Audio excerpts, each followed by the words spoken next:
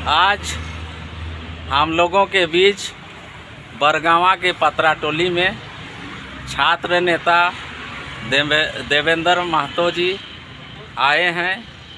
आज हम लोग उन्हीं के श्रीमुख से झारखंड के वर्तमान परिस्थिति के बारे में दो शब्द दे रहे हैं, सुनना चाहेंगे। तो देवेंद्र दा। जोहार, जय झारखंड।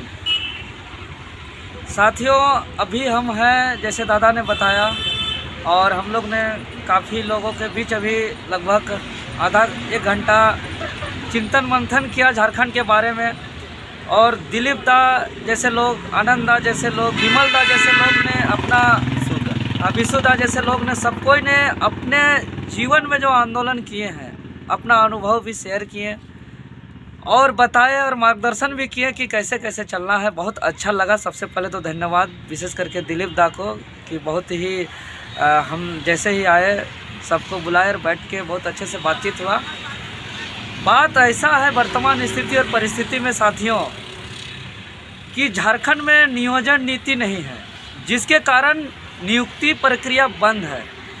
ऐसे लोगों का जो अब इन लोगों ने जीवन भर पढ़ाई किया, लेकिन इन लोग को कभी मौका ही नहीं मिला। ऐसा नहीं कि मौका मिला था और इन लोग कर नहीं पाए, ऐसा बात नहीं है। इन लोग को मौका नहीं मिला।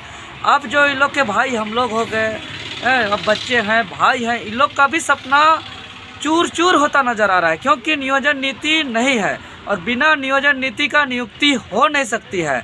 और राज्य में सब कुछ चल रहा है, लूट चल रहा है, भ्रष्टाचार चल रहा है, चुनाव चल रहा है, हाँ, यहाँ ऑक्सीजन चल रहा है, हवा चल रहा है, बरसात चल रहा है, धूप चल रहा है, पानी चल रहा है। कोई ऐसा चीज़ नहीं है जो नहीं चल रहा है। अगर कुछ चीज़ रुका हुआ है तो वो एकमात्र नौकरी देने की प्रक्रिया, नियुक्ति प्रक्रिया, और वो है नियोजन नीति नहीं रहने के कारण नौकरी नहीं देगा। इसीलिए अभी पूरे झारखंडियों को एकजुट होने की ज़रूरत है। और जो अभी संघर्ष हम लोग कर रहे हैं नियोजन नीति को लेकर के और स्थानीय नीति को लेकर के, आप लोग तमाम झारखंड के लोग एकजुट होइए, चट्टानी एकता का परिचय दीजिए। चूँकि देखें कि कल कैबिनेट का बैठक था, पूरे झारखंड विश्वास करके उम्मीद भरी निगाहों में दिन भर विश्वास के साथ इंतज़ार कर रहा था कि कल शायद नियोजन नीति बन जाए, लेकिन फिर से निराश हुए और नियोजन नीति नहीं बना। 26 प्रस्ताव था, 25 प्रस्ताव कैबिनेट से पास हो गया, लेकिन 26वां प्रस्ताव नहीं हुआ, नियोजन नीति नहीं हुआ। और हम लोग बार बार कह रहे हैं कि जब तक राज्य में नौकरी नहीं लगेगा, नियोजन नहीं होगा, तो यहाँ का ऑफिस कार्यालय कैसे चलेगा? विद्यालय में शिक्षक नहीं होंगे तो बच्चों का पढ़ाई कैसे होगा? हॉस्पिटल में डॉक्टर नहीं होंगे तो यहाँ के गरीब लोग का इलाज कैसे होगा? सरकारी दफ्तर में कर्मचारी नहीं होंगे तो कैसे वहाँ पे काम होगा? गरीब का लाल कार्ड, पीला कार्ड का बात हो, चाहे कोई भी छोटा काम हो, बड़ा काम हो, ईमानदार पूर्वक भ्रष्टाचार मुक्त अगर काम होगा तो वहाँ पे ईमानदार कर्मचारी होना चाहिए।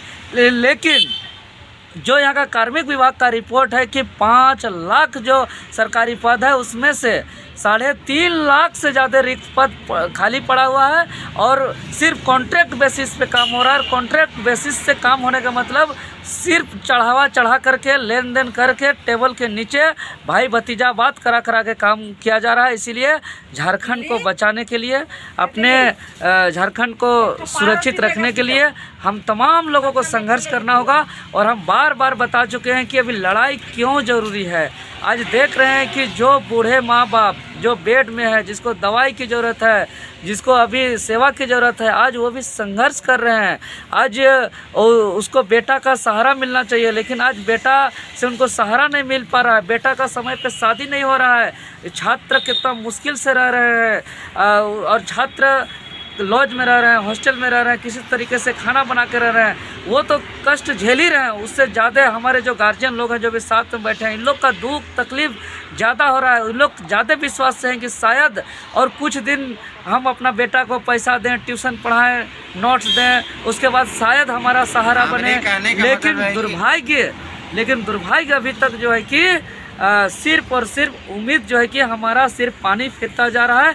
इसीलिए अब आर या पार की लड़ाई हम लोग लड़ने के लिए घर से निकल पड़े हैं और हम लोग लड़ेंगे। और हम लोग का गार्जियन लोग का भी आशीर्वाद है, साथ है, और सब कोई का सहयोग से हम लोग झारखंड को बचाएंगे और झारखंड में सिर्फ झारखंडियों का ही नौकरी हो, इसके लिए लड़ाई हम लोग अंजाम तक पहुंचाएंगे। सबको जोहार, धन्यवाद। आज देवेंद्र महतो दा स्पष्ट रूप से हम लोग के बारे में भी रखे कि दादा लोग का इतना पढ़ाई करने के बाद भी नौकरी नहीं हुआ। ये सही बात है। हम लोग आज तक किसी पटल में ये बात नहीं रखे थे। जब से झारखंड में रघुवर दास का सरकार बना उस समय हम लोग प्रतिदिन सुबह 7 बजे चंदन क्लास जाके, चंदन साल हम लोग को 6 महीना के लिए 10,000 रुपया करके फीस लेते थे। लगातार वो पढ़ाई का तैयारी कराते थे। 2015 के बाद केवल एक शिक्षक नियुक्ति के अलावा 2015 के बाद कोई वैकेंसी नहीं आया। अभी वर्तमान में 7 जो बहाली आया था वो रद्द हो चुका है। यहाँ कोई स्थानीय नीति या नियोजन नीति यहाँ मतलब बिना क्या बोले नीति नियम का ही झारखंड चल रहा है।